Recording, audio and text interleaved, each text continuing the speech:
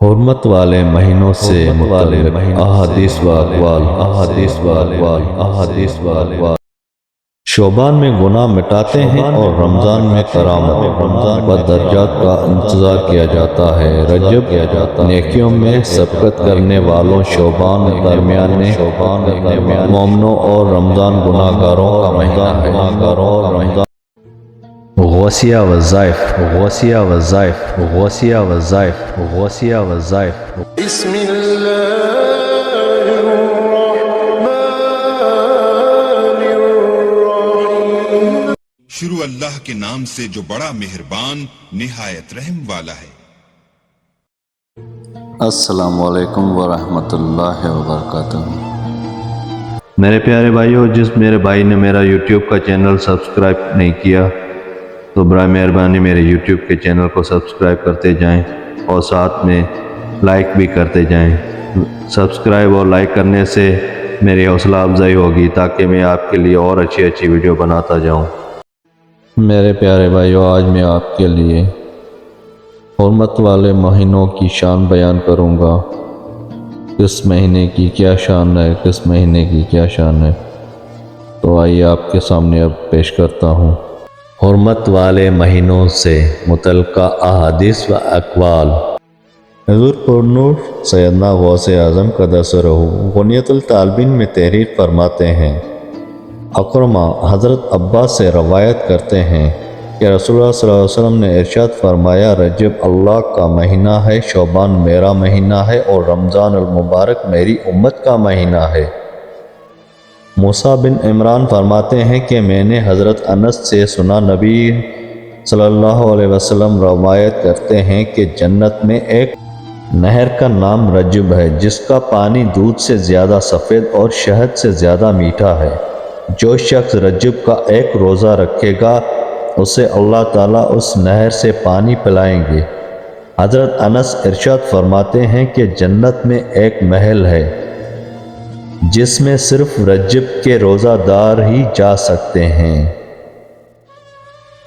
حضرت ابو ہریرہ فرماتے ہیں کہ نبی مکرم صلی اللہ علیہ وسلم نے رمضان کے بعد ماہ رجب و شعبان کے علاوہ اور کسی مہینے کے کثرت سے روزے نہیں رکھے۔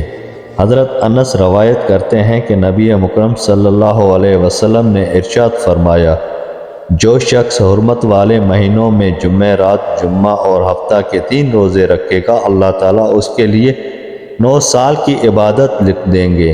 کہا جاتا ہے کہ رجب ترک غداری کا نام ہے، شعبان فرمان برداری اور رمضان صدق و صفائی کا نام ہے۔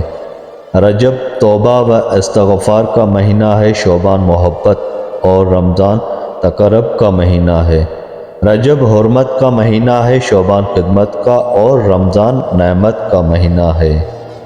رجب عبادت کا، شعبان زہد و ریاضت کا اور رمضان زیادت کا مہینہ ہے۔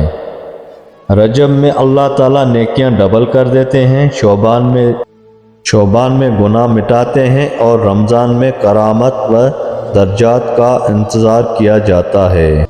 رجب نیکیوں میں سبقت کرنے والوں، شعبان درمیانے مومنوں اور رمضان گناہ گاروں کا مہینہ ہے۔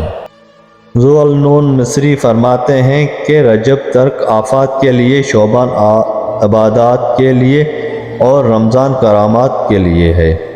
لہذا جو شخص آفات ترک نہ کرے، اطاعت و عبادت پر عمل نہ کرے اور کرامات کا انتظار نہ کرے، وہ اہل باطل میں سے ہے۔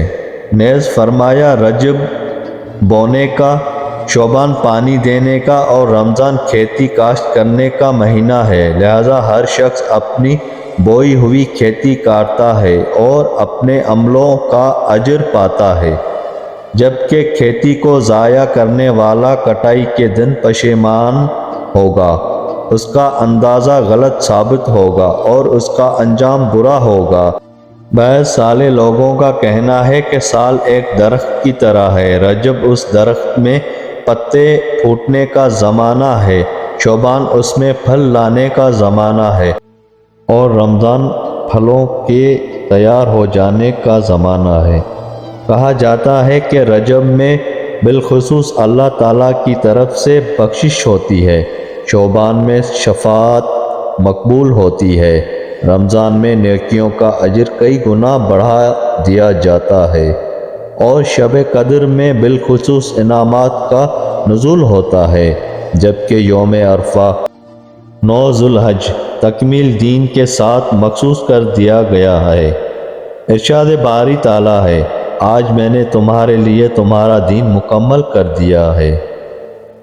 جمعہ دعاؤں کی قبولیت کا دن ہے اور عید آگ سے اہل ایمان کی نجات کا دن ہے۔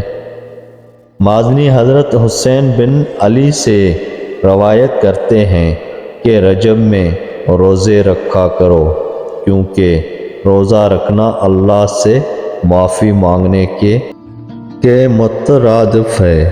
سلمان فارسی فرماتے ہیں کہ میں نے نبی مکرم صلی اللہ علیہ وسلم کو یہ فرماتے ہوئے سنا کہ جس شخص نے رجب کا ایک نفلی روزہ رکھا، گویا اس نے 1000 سال کے روزے رکھ لیے اور 1000 غلام آزاد کرنے کا ثواب پا لیا ہے۔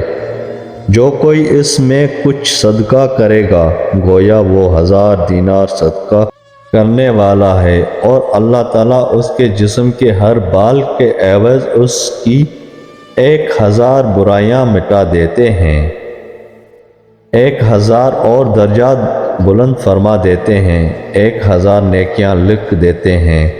اس کے لیے رجب کے ہر روزے اور ہر صدقے کے عوض 1000 حج اور 1000 عمرے لکھ لیتے ہیں۔